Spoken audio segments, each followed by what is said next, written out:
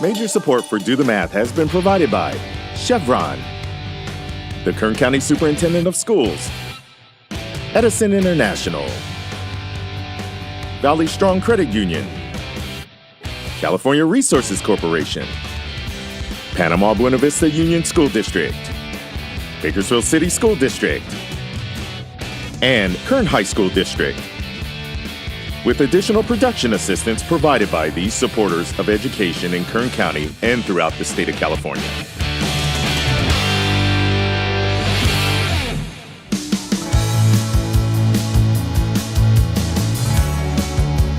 Today we're at Button Willow School, home of the Roadrunners, and we're here to...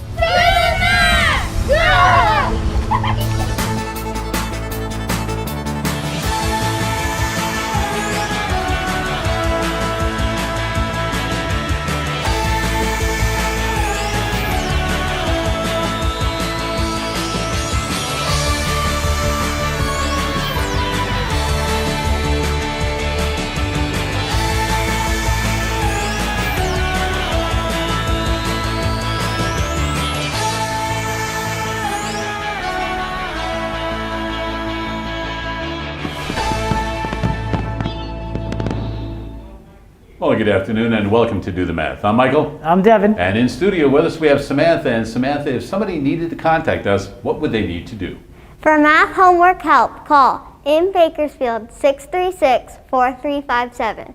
Everywhere else is 1-866-636-6284. The email is dothemath@kern.org. We're online at dothemathonline.net. And on social media, Facebook, Instagram, Twitter, and YouTube. All right, nicely done. Do you have all of that social media stuff? No, I only do YouTube. You only do YouTube? Yeah. Well, guess what? In 2 hours from now, you're going to be YouTube famous because you'll be on YouTube. Did you know that? Yeah, I watched my brother on Yeah, because your YouTube. brother was on last week and you were able to watch his program, right? So anyway, Samantha, where do you go to school and what grade are you in? I go to Stockdale Elementary and I'm in 4th grade. How's 4th grade? It's pretty good so far. Pretty good so far? Yeah. I What- like the gate in it. You like what? I like doing gate and that we can do track. Okay, so you like being part of the GATE program. Yeah. And you like track. Yeah. So what do you like about track? Is there a certain event or thing that you like to do? I just like running. You like running? Yeah. All right, so are you more of a sprinter or a distance runner? I'd probably say more of a sprinter. More of a sprinter. So Yeah. you can do that 100 yards pretty quick. Yeah.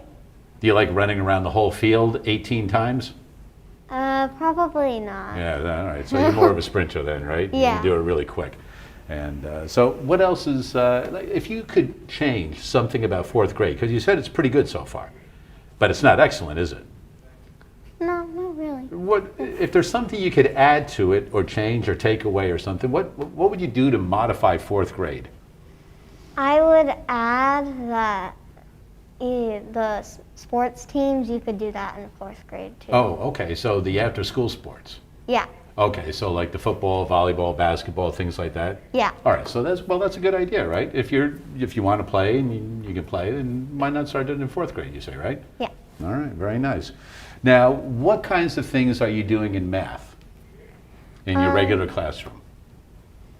We did like a lot of area models and multiplication last week. Okay.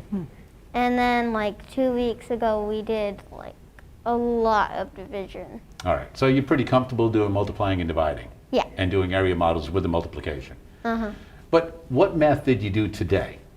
We didn't do any math Yeah, today. see, that's why you didn't do any math, right? So we're going to do some math. We're not even going to wait. We're going to start doing math right now, all right? So we're going to play a game called Always, Sometimes, Never. Are you ready for this? Yeah. Okay. So what I am going to give you is a problem, and you're going to have to decide if that is always true, never true, or sometimes true, all right? So go over to the board if you would, please. And I want you to write X plus 7. Oh yeah, don't let your hand touch the board, that way it'll. So X plus 7 equals 19. Now the way that is written, is that always true, never true, or sometimes true? It depends on the number. So what's your answer? Always, never, or sometimes? Sometimes. All right, so why is it sometimes? Explain to me why it would be sometimes. Because, say, 7 plus 8, that equals 15, not 19. But 7 plus 12 is 19. Okay, so why don't you underneath that put x would be equal to 12. And then that would satisfy that to make it true, correct? Yeah. So as far as the initial question goes, always, never, sometimes, your first response was? Sometimes. Sometimes. All right, let's spin the wheel and see if Samantha is correct.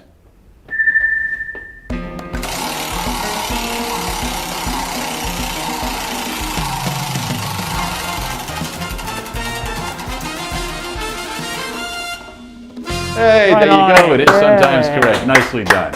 All right, so you can go ahead and put the pen up there. You can leave that. So that was a pretty easy problem, right? Yeah. Because you saw x. And do you know what x is called in mathematical terms when you have a letter representing something? No. That's called a variable. All right, because it can vary, and we'll get into more of that later on.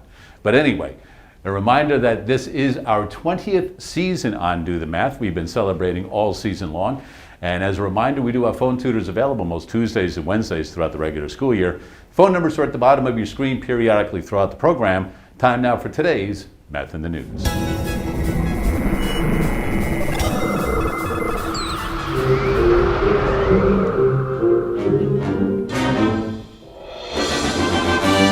All right, so Samantha, if you wanted to measure something, name one thing that you could measure with anything. My soccer cleat. Your soccer cleats. Yeah. How would you measure those? Probably with a ruler. Probably with a ruler, maybe even something more precise, right? Because they're not very long, are they? No. Okay, so you could use a rule to measure those, Yeah. right? Let's say we wanted to measure your weight. How would we do that? With a scale. With a scale. Can you think of other things that you could measure and use different things besides a rule and a scale? You can measure time with a clock. Ah, there you go. You can measure time with a clock. That's a very good one. Can you think of anything else? Not at this moment. Did you know that you could use your body to measure things? Have you ever heard of stuff like that? Yeah, like I heard this part of your thumb is an inch. That part of your thumb is an inch. Yeah. Put your thumb up there. Let's see. Let's see about Part of That's your it. thumb. So, So she's is saying it the your first thumb? knuckle Is it a here. kid's thumb? Is it an adult's thumb? Is it a human's thumb? I'd probably say a kid's, So a kid's thumb. because we said that. I know we're not going to bring this over to the camera right now, but that's almost an inch. Now, how old are you? 10. 10. Do you think if you were 16 it would be the same size? Probably not. Probably not, right? It's probably going to grow, right? Yeah. Okay. So let's take a look at what we've got right here. The human body was an easily accessible measuring tool, but over time, some standard measurements were added to the definitions. All right? So foot. That came because somebody said, hey, you know what? The length of my foot is this, and that's what a foot is now going to be. All right? So the length of the average man's foot is 12 inches. All right? Originally, it was 11.42 inches. All right? Now, do you think that's pretty accurate?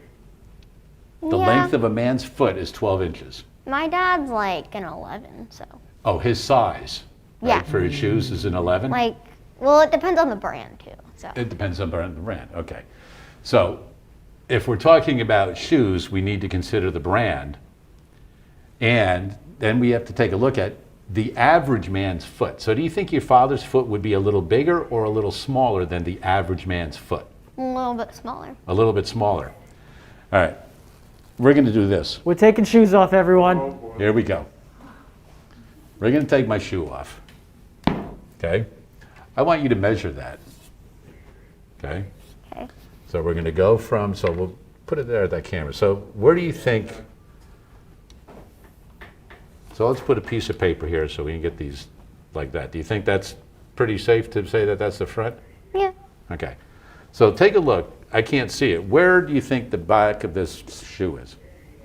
Probably about 13. About 13, Yeah. right? So Well, that's that looks counting at the about bumper though.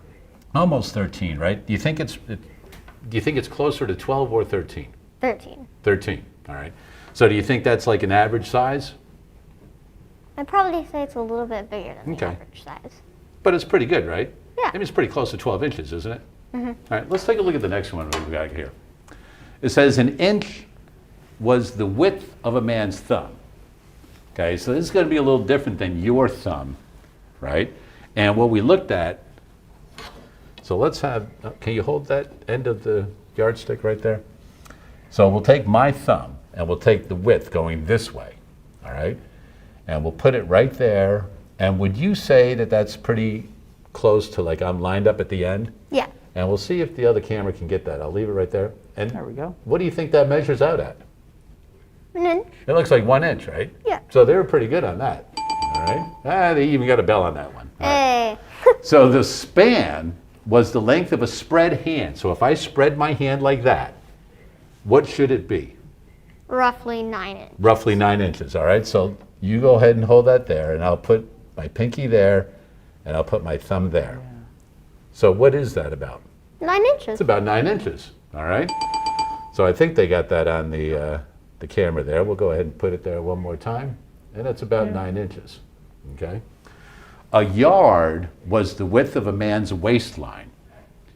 Okay, we're not going to do that. It says in the 12th century, King Henry I determined that a yard was the distance from his nose to his thumb when his arm was outstretched.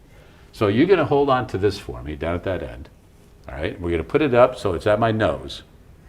Okay, and I'm going to put my arm all the way out and at my thumb. Oh. Do you think that's 36 inches? Yeah, that's We're a gonna little fall shy, short aren't we? here by Yeah. about 6 inches. Yeah, all right, so, Pretty short. King Maybe I got Henry was short a arms. big dude. right? Eh. Okay. A handbreadth, have you ever heard of that? A handbreadth. Now you've heard of a foot, right? Yeah. You've heard of an inch. Yep. Have you ever heard of a span? Yeah, like a wingspan on a bird. Okay, good, a different kind of span, right? Have you heard of a yard? Yes. Yeah, you knew, because you knew looking at this was a yardstick. You knew it was 3 feet, you knew it was 36 inches. Yeah. Have you ever heard of the measurement a handbreadth? No. Okay. So the length of the average hand, generally accepted to be 4 inches. Now, what we're going to do is we're going to hold it this way, okay? Now, some people think that your hand, so go ahead and hold the yardstick steady for me right there, all right? Would be from here, where your wrist is right here, all the way up. But that's not your hand. These are your fingers. This is your hand. Yeah. Okay, so let's go ahead and I'll go there. And so right here, do you think that's the end of my hand? Yeah. Would you say that is? All right, so I'll put my finger right there. And what is that about? So let's hold it up so the camera It's can see. about 4 1/4 inches. It's about 4 1/4 inches, right? So I like how you're getting very precise with that, right? And you can see that that would be a quarter, that would be a half, right? So I like how you're able to actually take a look at the fractional part of a rule right there and see that those different parts of an inch right there. So what do you think? Pretty dependable what they had there? Yeah. It kind of works, right? Yeah. It's a little bit off, a little bit, but that they had to start somewhere. Yeah. You like that? So you can use your body for measurements. At least that's how they started it. And that is today's Math in the News. Yep, Johnny reminded me horse height measured in hands, right? So there's a lot of things, furlongs, furloughs. Smoots. In Boston, when they measured that bridge by the one freshman at MIT, and they just had him lay across the street all the way to the end of the bridge across the Charles River, 153.2 smoots. There you go. Was the length of that bridge. There's all sorts of different measurements, and we will have other types of measurements on different days for today's Math in the News. It was the human body. 636-4357 is the phone number. We do have phone tutors available Tuesdays and Wednesdays. Samantha, a 4th grade student from Stockdale Elementary, is in studio with us today. And Samantha, I need to know, what is the most difficult thing in mathematics you've had to deal with so far? Probably the area model. The area model. Well, how about if you go to the board and let's work with the area model, and maybe we can get you a little more comfortable with it. You're probably good with it right now, But if it's been the most difficult thing, let's go over it one more time just to make sure you're good with it, all right? All right, so why don't you explain to Devin what you know about the area model now, and then you guys can work on a problem together. So there's an area model. It's most likely like a rectangle or a square. And it has different parts depending on the place values. So if there's, say it's 47 times 23, there'd be a 40 and then a 7 area. So if you could draw this out, you would break it up by place value for each of the two factors. Now in this case, they would both have 2 digits. So Yeah. in each dimension, you would have 2 separate place values represented as far as portions of this rectangle or square. Yeah. So for 47, you would represent this as 40 plus 7. So Yeah. the top portion would represent 40, or 4 tens is our place value, and then 7 ones. Yeah. And then you're multiplying it by 20. So, and then 3. 20 And- plus 3. And so what this represents is 40 plus 7 times Yeah. Times. 20 plus 3. Uh-huh. Okay? So 40 times 20 is 800. Now, generally speaking, is there a specific one of these portions that you're finding the area of first? Because what we're really doing is we're finding the smaller areas of each of these little rectangles, and then presumably we're going to add them all together to find the total area of the whole rectangle, correct? Yeah. So do you generally like to do this one first, or does Yeah. it depend? Yeah, I generally do that one first because it's the tens times the tens. You like to do the larger place values first? Yeah. Okay. Go ahead and continue. And then 40 times 3 is 120. And then 3 times 7 is 21. And 20 times 7 is 140. Okay, so then once we have these 4 values together, I think we kind of mentioned this earlier, at this point we're going to add all of them together to find the total area of this rectangle. Yeah. So 21, 140, 120, and 800. So Samantha, you actually started with the smallest of the portions on top when you added them, when you started arranging them, which is almost the opposite of when you started finding the products of these smaller areas. So I think it's an Yeah. interesting dynamic as far as going back and forth when it's more comfortable to work with smaller values versus finding larger values. Yeah, Okay? it's kind of weird. Oh, it's not weird, it's math. So you add all these together. 1 plus 0 plus 0 plus 0, 1. 2 plus 4 is 6, plus 2 is 8, plus 0, 8. And then 1 plus 1 plus 8 is 10. So the answer is 1081. So what this really means is that 47 times 23 should equal 1081. Yes. Now, if you started working with standard multiplication, it's interesting how these two kind of tied together, because you're taught to work the ones place value of the bottom factor here with each of these two. So we would do 3 times 7, right? Which would equal what? 21. Okay. Now, we're going to multiply by the 4 here, and sometimes we're taught we have to carry numbers over. In this case, we're not going to do that, right? I just want you to tell me, first of all, what does this 4 represent? It's not really worth 4, is it? What is this 4 worth? Or what is its value? 40. It's 40, right? So what would 3 times 40 equal? 120. Okay.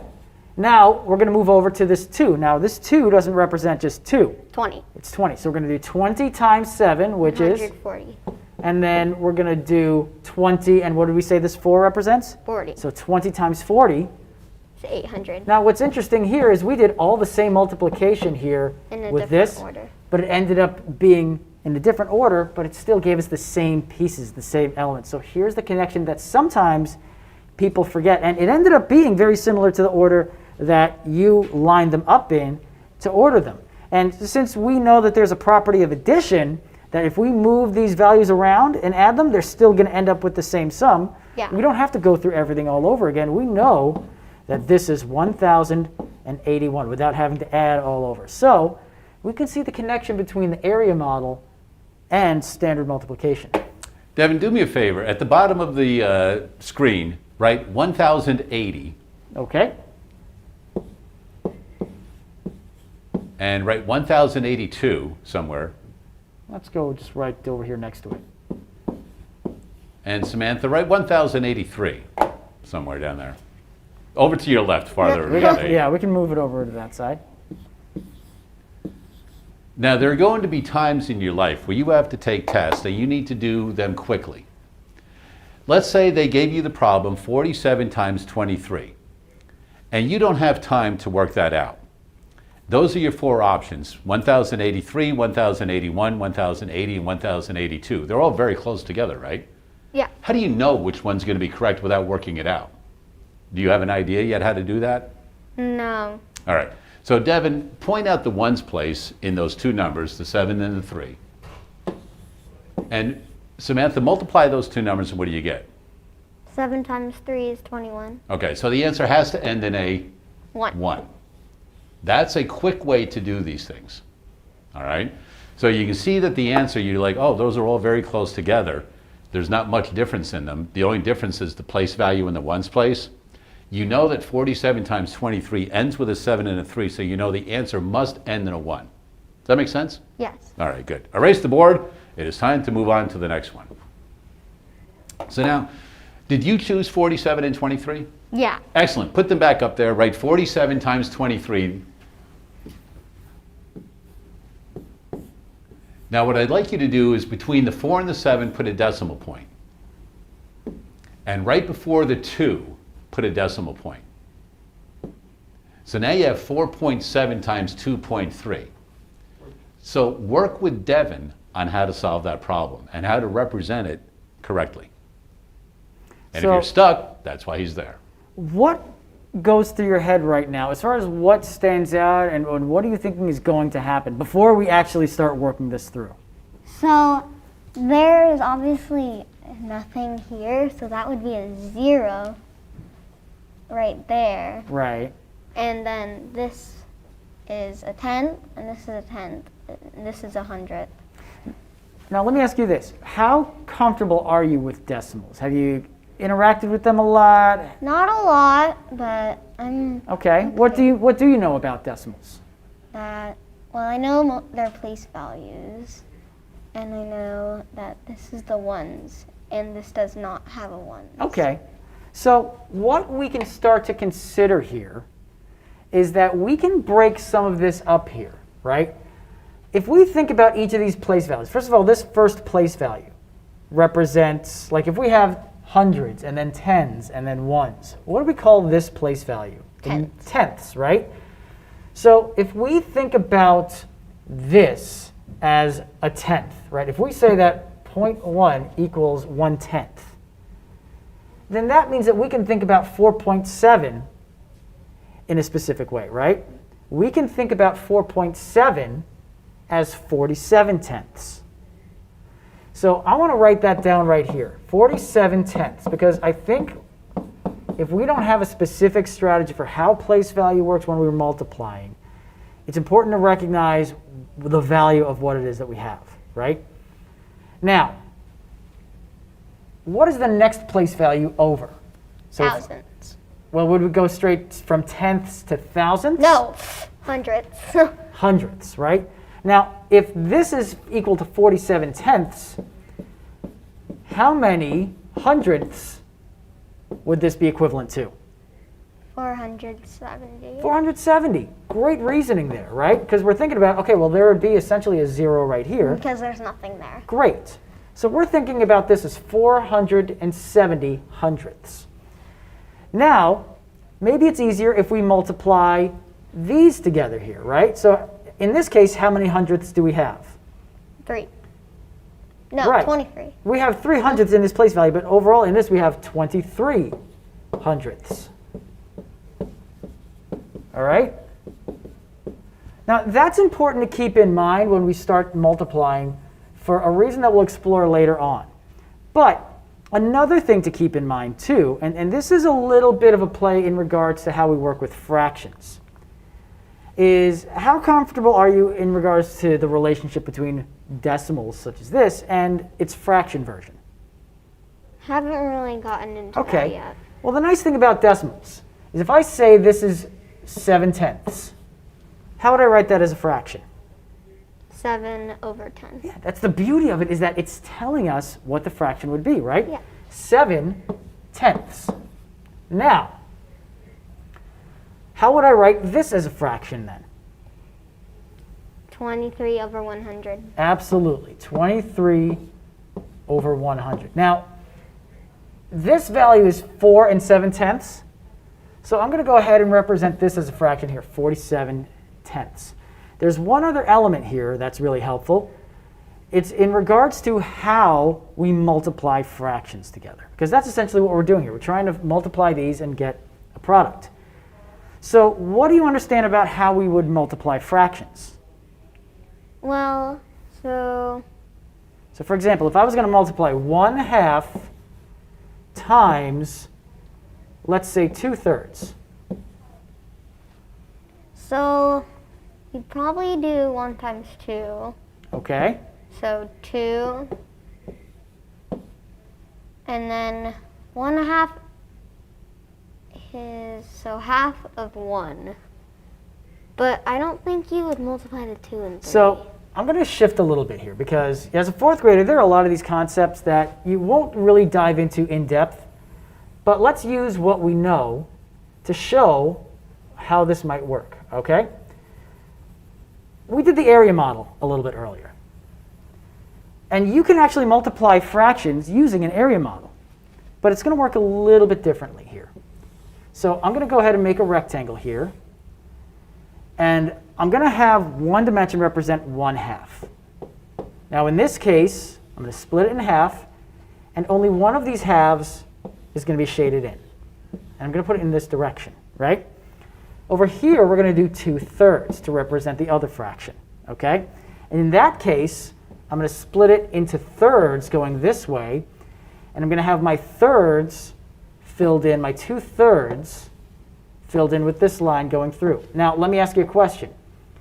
How many portions do we have altogether here? 6. 6.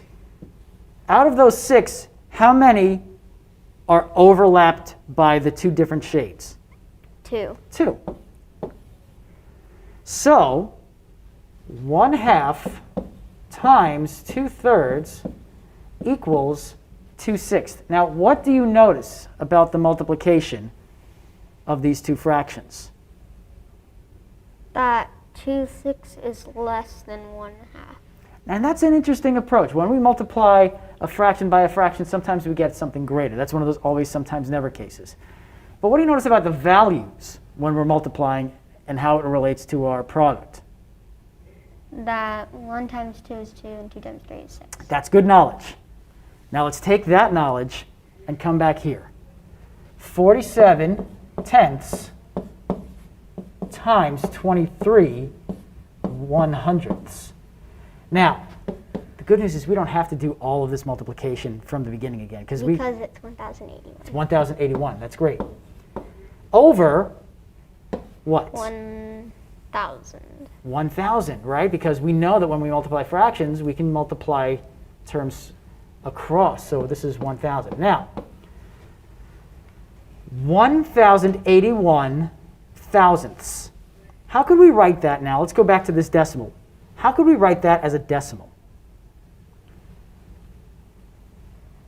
Maybe 10.81. If we write 10.81, No. oh, go ahead. 1.81. We want to keep that 0 there, right? Oh yeah, 1.081. 1.081. Now, here's something that's going to make this whole process so much easier, right? Because it seems like a lot of work for multiplying with decimals. But we do all of that so that we can highlight this piece here. How many, if this was 47 times 23, which it originally was, how many decimal places did we move over in total? So for example, 6.7. How many places did we move this decimal over from 47?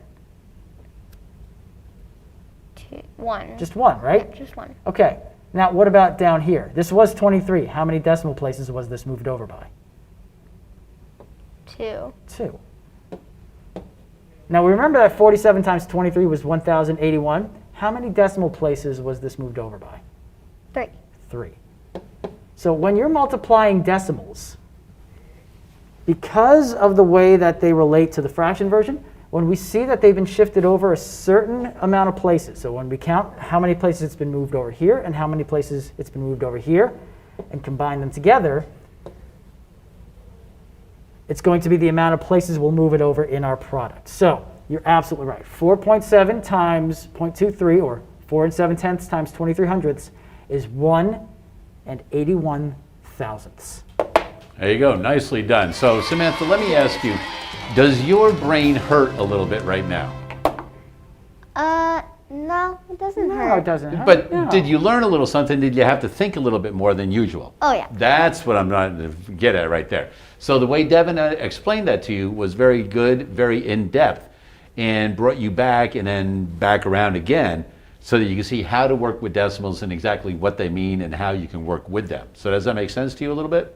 Yeah. Good. Well, when you had to think about it, that's what I wanted you to do. That's why I wanted you to work on some of those decimals right there. Because every time you struggle a little bit and you have to think a little more than normal, that's when your brain grows and you become smarter. And we just got to make sure the skull grows at the same time so that there's room too. Otherwise, it can will get be. very Otherwise, we're gonna uncomfortable. be all over the and you have to place. go to the farm. Yeah, it can be. And very your hair painful. starts falling out then too. That's related to something else. Yeah, well, and that's a both choice of us as well. right here. All right. Anyway, Shine. Samantha, you've done some great work so far today, and for your efforts, you've got yourself a meal courtesy of our friends at the Broken Hill Cafe. So congratulations on that. Thank you. And there are a lot of words that mean more than one thing. We'll learn more about that in today's Language of Mathematics.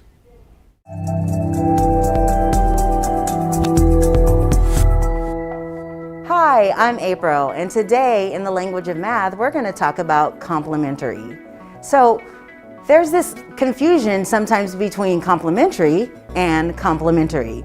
So complementary at the top here, that means like free, like these hugs here. It's something that you're getting for free, but complementary is what we'll talk about in math, and that refers to angles. So complementary in math is two angles whose measures add to 90 degrees. So a couple things need to happen for complementary. There has to be a right angle or a 90-degree angle. And when I add the two angle measurements together, their sum is going to be 90. So in this case, I've got 60 plus 30, 60 degrees plus 30 degrees, which will give me 90 degrees.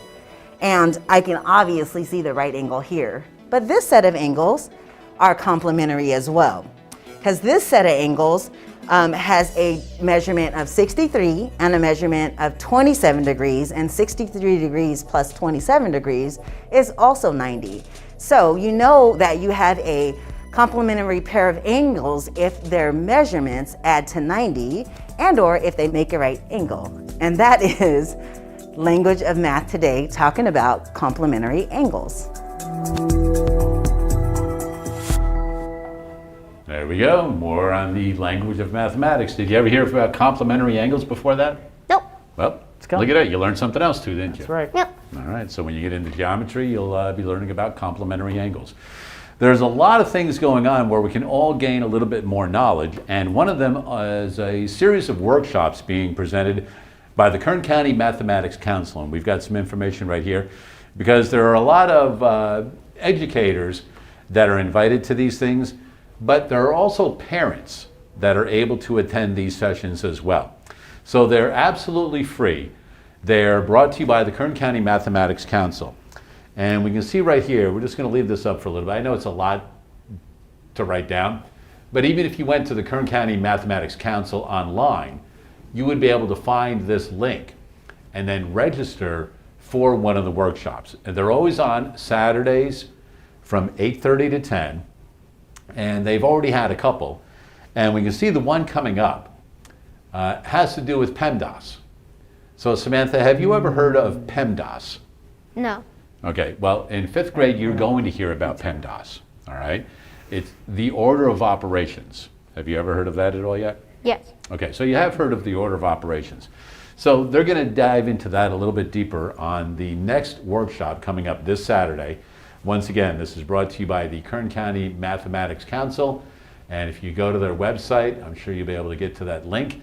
But that link is there, and that way you go, oh yeah, that looks just like the one that I saw in Do the Math. So there it is, and we'll bring that up to you again probably tomorrow. So that way some parents that would like to learn a little bit more on how to help their student, this is another avenue, another resource for you to go to. 636-4357 is the phone number. We do have phone tutors available until 5:30. Samantha is a 4th grade student from Stockdale Elementary who likes track, who prefers to sprint Yeah. as opposed to long distance running. And so this, you being in 4th grade, you will actually, don't you do like a track meet in 4th grade where your class is part of a track meet during spring? Yes. Okay, so you looking forward to that? Yeah. Now, like we said, your brother was on the show last week. Yes. And you guys are in the same class, and you're always in the same class. Do you think you could, if you raced your brother, do you think it'd be very close, or would you just fly right by him? I think it'd be pretty close, but I still think I'd beat him. Yeah, there you go. Okay, So it'd okay. be pretty close, but you'd beat him, right? What grade is he in? They're my 4th twin. grade, so they're Same? twins. Same, okay. Yeah. All right. All right. You So know you what? ready for another math It's problem? on TV, so it has to, he has to rise up to the challenge now, because you also have to defend you just said you could beat your brother in a race on TV, so, I mean, you gotta back that up now. Well, we'll Is that see gonna be a when problem? springtime comes around. They start All their right. training. All right. Nothing but luck for you. Samantha, you ready? Yeah. All right, head on over to the board. We're Here we going to have you work on another decimal problem. So you are in 4th grade, correct? Yeah. All right, so you put 0.04, and let's go plus. So now we're going to do something a little different. Instead of multiplying decimals, we're going to add decimals. All right? Let's see, how old are you and your younger sister together? 18. 18. So you're 10 and she's 8. Yes. All right, so put an 18 under the 0.04. And let's see, how many people are in your family altogether? 5. 5. All right, so Oh, put, wait. Do you want dogs too? why not? 7. 7. All right. And, all right, so let's go 7, and it's the 4 o'clock hour, so let's put 7.4. So now, you kind of work with Devin. How are you going to add up all of those numbers? Because some have decimals, some don't. Some have decimals in different spots than other ones. All right? So take it away. So, yeah. So first I would probably do 18 plus 7, which is 25. So right off the bat, I want to just kind of illustrate what exactly it is you're doing. You're going to be breaking up these values by place values that are friendly. So essentially what you're doing is you're treating 7.4 as 7 plus 0.4. And then you have 18 here, and then you have 0.04 up here. And you're starting off by adding these two values together, the 18 and the 7, correct? Mm-hmm. Okay, go ahead. So 18 plus 7 is 25. Okay, So I'm just going to write that here. And so 0.4 plus 0.04 okay. is, well, I'd probably say there would be a existent 0 there. So it would be like 40 plus 4. So I would do 0.44. So you treated that 0.4, that 4/10ths, as 40 hundredths. Yes. And then added that to 4 hundredths. And because they then share the same unit and place value, it's easier to represent them as decimals, 0.44 or 44 hundredths. Yeah. Great, okay. So, and then 25 plus, So now you're going to add the 25 and the 44 hundredths. Yeah. Which is 0.44 and 25. So the answer is 25.44. So if we think about all three of these values in the same way that you worked with 0.4 and converted that to 0.40, so that they all aligned like they would if it was standard addition, we would end up with 0.4 at the top here. And then for 18, how would we represent that here with 2 decimal places? Well, 18.00. Absolutely. And then what would we do with the 7.4? 7.40. So if then we have all three of these and we just add them using a standard addition algorithm, we would have 4 and 4.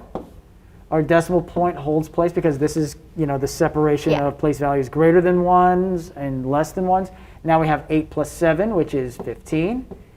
We'll bring a 1 down here, and 1 plus 1, 25.44, right as you had anticipated. And I appreciate the way that you broke things up to be able to piece them back together and make them easier to work with.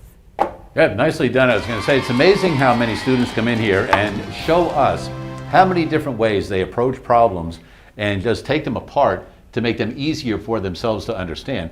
And the way you did it by taking those whole numbers first and then adding the partial sums to that, just outstanding. So nicely done on that, Samantha. 636-4357 is the phone number.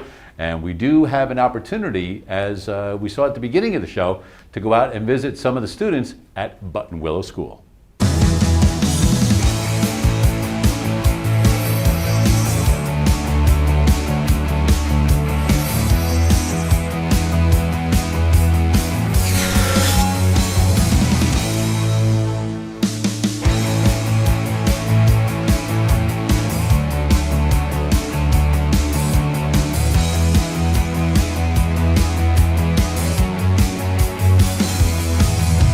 Today we're at Button Willow School, home of the Roadrunners. We've got some students, and today we're going to do another math activity. This involves math from 4th grade, 5th grade, 6th grade, and 7th grade. Even though you guys aren't in 7th grade yet, we're going to do a little bit with it right now. You guys ready? Yes. So, who has the first stick to start the game? Me. All right, go ahead and read it. Let's start the game. What is 3 times 2 plus 4? So what is 3 times 2? 6. 6 plus 4? 7. 6 plus 4 is 10. 10. So who has 10? The answer is 10. The answer is 10, but what is 12 plus 12 plus 12? 12 plus 12 plus 12. So write it down if you need to. What is 12 plus 12 plus 12? 36. Who has the answer is 36? You do? Nope. The answer is 36, but what is 5 squared? Now 5 squared. Does anybody know what squared means if you square a number? 5 times 5. Right, 5 times 5, right? Because 5 squared is written like this, right? And when you do that, that's the same as 5 times 5. Does anybody know what 5 times 5 is? 10. 25. 25, right? Oh, I'm saying plus. Yeah, you were going 5 times 2, right? So the answer is 25. Does anybody have that stick? Yeah. 25. The answer is 25, but what is 1/2 plus 1/4? 1/2 and 1/4. That's 1/2 is the same as 2/4. So 2/4 and 1/4 is 3/4? 3/4. And I have that answer. The answer is 3/4. But what is 60 divided by 3? So write it on your paper if you need to. 60 divided by 3. 20. Does anybody have the one that says the answer is 20? Me. The answer is 20, but what is 28 minus 9 plus 3? 28 minus 9 plus 3. 22. 22. Does anybody have one that says the answer is 22? The answer is 22, but what is 2 times 3 times 4? So it's 2 times 3 Times 4. times 4. So 2 times 3 is, 6. and what's 6 times 4? 24. Yeah. 24, you agree? Yeah. So who has the one that says the answer is 24? Me. You've got it? The answer is 24, but what is 2 cubed? 2 cubed. All right, another exponent. 2 cubed means to the third power, which means now if 5 squared meant 5 times 5, 2 is what? 2 times 2 times 2, 3 times. So what's 2 times 2? That's 4. 4. 4 times 2? 8. 8. Who has the answer as 8? Me. Answer is 8. But what is 8 plus 18? 8 plus 18. That is 34. Almost. 36. 8 plus 18. I've got it. The answer is 26. I've got that one. Now just think about 2 plus 3 is what? 6. The whole thing is 6, right? Because 2 plus 3 is 5. And what's 1/2 and 1/2? 1 whole. 1 whole. So 5 plus 1 is? 6. Who has the answer as 6? I do. The answer is 6, but what is 10 plus 20 plus 30? 10 plus 20 plus 30. 33. 60. Who has the answer as 60? The answer is 60, and that's the end. And that's the end of the game. There you go. All right, so you guys did pretty well on that. You guys did math that was in 4th grade, 5th grade, 6th grade, and 7th grade because we did the exponents, and you were aware of that, weren't you? Right, with the second power and the third power, right?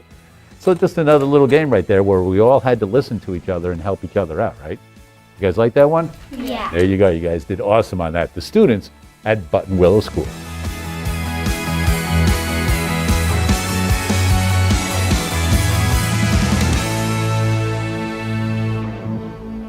And big thanks to Mr. Packard, the staff, and the students at Button Willow School. We always have a great time every time we're invited out there, and we love going back. And we love going to all of the different schools that we're able to visit throughout Kern County. As a matter of fact, if your school would like a visit from Do the Math, all you got to do is give us a call, let us know where you attend school, and we'll see if we can get you guys on the schedule, and we'll do a little math in your class. In studio right now, we have Samantha, a 4th grade student from Stockdale Elementary. And have you been at Stockdale for a long time, or? Since TK. Since TK. So you've been there for a long time. Oh, yeah. You know no other school besides Stockdale. Well, unless you count my preschool. You remember preschool? A little bit. A little bit. But you've got more of Stockdale than you right now, right? 'Cause Yeah. You've been there for a long time, right? You've been there 5 years now, right? 6 probably with TK, right? Yeah, So you've with got TK. TK, K, 1, 2, 3, 4. Yeah. Right? This is your 6th year being at school there. What is, this is still early for you, but you've still got 2 more years, assuming you stay at Stockdale. Yeah. What is something that you're looking forward to when you finally go to another school like junior high school? Or have you even, you've thought about it at all? Probably if they have a soccer team. If they have a soccer team. Yeah. All right. Because we don't have a soccer team in our school. No. And you know what, I'm not really sure if they have soccer teams in junior high or not, but I know in high school. Yeah, You'll high definitely- school they do. Yeah, you'll definitely. So is that your favorite sport to play? Yeah, I play club soccer, so. You play club soccer. You pretty good? Yeah, I'm on Well, the that's 18. probably why you like to sprint, because you're going to have to move a lot. Oh, yeah. And at short distances, right? It's not like you're running a mile. Yeah, but mean- I'm a midfielder, so. Probably over the entire night you're running a long way, Oh, yeah. but a lot of short bursts and things like that. Is there a club soccer team you'd like to challenge right now, just like you challenged your brother to a race earlier in the show? To just kind of put it out there and lay it down? Well, you want to have you as the goalie and see how many goals she can make or something? She doesn't want that. This is going to be a brick wall. Here we go. Yeah, all right. Yeah, they buzz you on that one. Yeah, you like that, huh? All right, Samantha, head on over to the board for me. What I'd like you to do is, because you're in 4th grade, we're going to play 4-4s. Okay. All right, Devin is familiar with this game. What I'd like you to do, Samantha, is write 4 4s up there, but space them out a little bit so they're not right next to each other. All right, so go ahead. So put a 4 and move a little bit over and put another 4 and do the same thing. Make 4 4s. And after the last 4, put an equal sign. And I would like you to select a number between 0 and 10. 7. 7? All right, so put a 7 All at right. the end of the equal sign. All right, so Samantha, here are the rules of the game. You must use all 4 4s and make them equal to 7. Now you can use any mathematical symbols and operations you want in between the 4 4s. So you can add, subtract, multiply, divide, use whatever mathematical symbols you can think of. I'm not going to give you more because you might be like, I don't even know what you're talking about, okay? So only the ones that you're comfortable with and familiar with. Now you can do an operation more than once, okay? So you don't have to just add once and subtract once or whatever, okay? But there has to be a symbol in between each of the 4s to make all of those 4s, the 4 4s, equal to 7. All right, so go ahead and start at it. And if you need to, you know how the eraser works, so you can use that. Okay. So I'm gonna do a multiply. Wait, no. And this will also help you with order of operations. That's right. I'm gonna do a division, Okay. which is 1.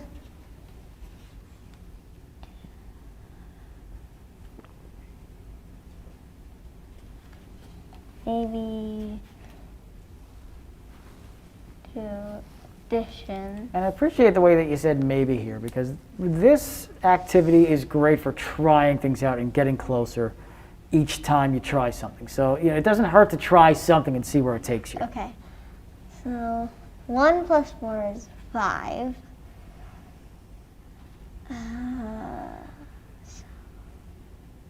And getting from that 5 with 1 4 remaining to get to 7 is going to be a little bit tricky, right? Yeah. Okay.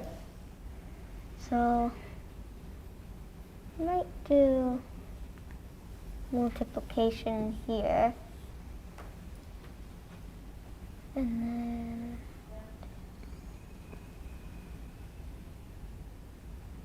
do So that looks like we're going from multiplication to subtraction is what you're trying to do for that second one. Is that Yeah. correct? So we'd have 4 times 4, which is 16. minus 4 is Minus 4 is 12. 12. Now we've got 1 4 left, and we've got to get to 7. Yeah.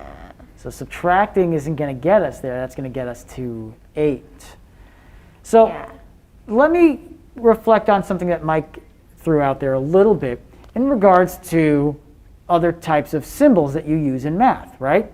And when we think of symbols, we can think of add, subtract, multiply, the operations, right? Are there any other type of symbols that you use in math that might be helpful? We have division, multiplication, addition symbol, and Now, subtraction. going back to that earlier conversation about what Mike had mentioned with PEMDAS, you mentioned 4 of those terms right off the bat. You mentioned multiplication and division, addition and subtraction. Now, there's also these other elements that we consider when we think about the order in which we do situations like 4, 4, or when we have multiple values in an expression. So we have these 4s down. Is there any indication or thoughts in your head on what these might represent? That one could be the PEM. What is it called? So what does this letter stand for in this mnemonic here? Well, a math symbol. It doesn't necessarily have to be a math symbol, and I think that's sometimes something that we forget to consider. In fact, when we think about what this stands for, we actually think about it more in writing or reading. Because this represents, I'll move this over here, this represents parentheses. And we can think about this as any grouping symbol that we generally consider. So the value of having that as part of this sequence is that we can decide which we can do first without having to worry about doing it from left to right. So anything that is grouped together, because of the way this is structured, we do that first. So if you were to, let's say, bring this multiplication symbol over here, and let's say you had addition and subtraction, order of operation would say you have to do this part first.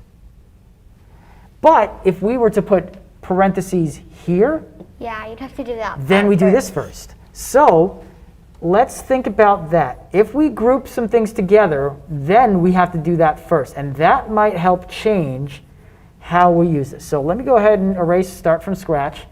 consider using those parentheses. And that's what I want you guys to do, because what we're going to do is we're going to take a break right now. You guys are going to work on that, incorporate some parentheses into that, see how that works, and we'll check that out right after this with a little bit learning about the ocean. When I first started as a maritime archaeologist, you'd go out in a boat, you would take a look at a spot on the land and another spot, and if they lined up right, you'd figure that you were more or less over a shipwreck that you'd plotted. You'd jump into the water, swim down, and there it would be. And you might share that with the other diver that was with you, but these days, increasingly, we're using new technology, satellites that tell you exactly where you are on the surface, robots, highly sophisticated cameras, the internet, to broadcast what we do to a global audience so that you, the visitor, the person that's looking on, can participate in discovery, exploration, and most recently, even in the excavation of a shipwreck, in some cases thousands of feet deep. One of the things that we've learned when we look at shipwrecks in particular, but other parts of archaeology, is when something is preserved, when it's set aside, it's almost like money that you put in the bank. But it's money that you can't make another deposit to. Once you start taking it out, it's gone forever. That's why, as archaeologists, we're very careful to look and not touch more often than not. In the time I've been an archaeologist, I've seen the technology change so much that if I could go back and say, hold on, don't dig that ship up now. Let's wait 30 years or 40 years because we'll learn twice as much. I would go back and have that conversation with myself and others. But by the same token, too, what we also learn is that these shipwrecks not only are repositories of the past, they're people's graves in some cases. They're also wonderful marine habitats full of life. So why should I, as an archaeologist, go to the bottom and say, okay, we're going to take all of this marine life off, we're going to take away this home for all these fish, and we're going to bring it to the surface when it's there sitting as an untouched museum that meets all of those needs, or that's a beautiful place for divers to go and visit. That's why we have sanctuaries. That's why we set these areas aside. It's not to just go and take. It's to look, to observe, to appreciate, and in a few cases, if it's that important, to intervene, take maybe this or that. A doctor, when he operates, doesn't take everything out of you. He might take a little biopsy as a sample to learn what's making you sick. And so that's how we approach it with shipwrecks. That's how we approach it with most anything in a marine sanctuary. They are sanctuaries. They're conservation areas. They're sentinels that speak to how we are changing the oceans and how we're also working very hard to save the oceans and preserve what's in them. So we, for the most part, leave only bubbles and take only photographs.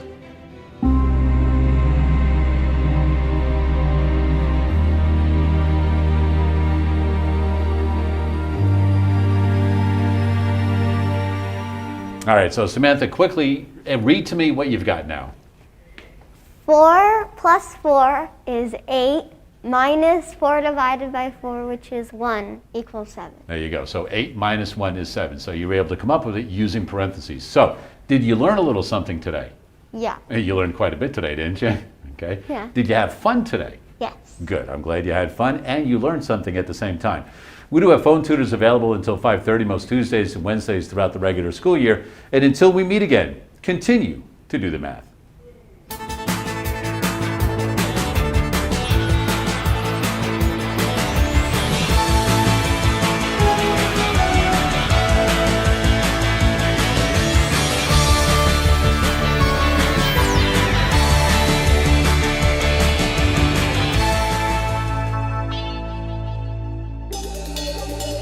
Major support for Do the Math has been provided by Chevron, the Kern County Superintendent of Schools, Edison International, Valley Strong Credit Union, California Resources Corporation, Panama Buena Vista Union School District, Bakersfield City School District, and Kern High School District, with additional production assistance provided by these supporters of education in Kern County and throughout the state of California.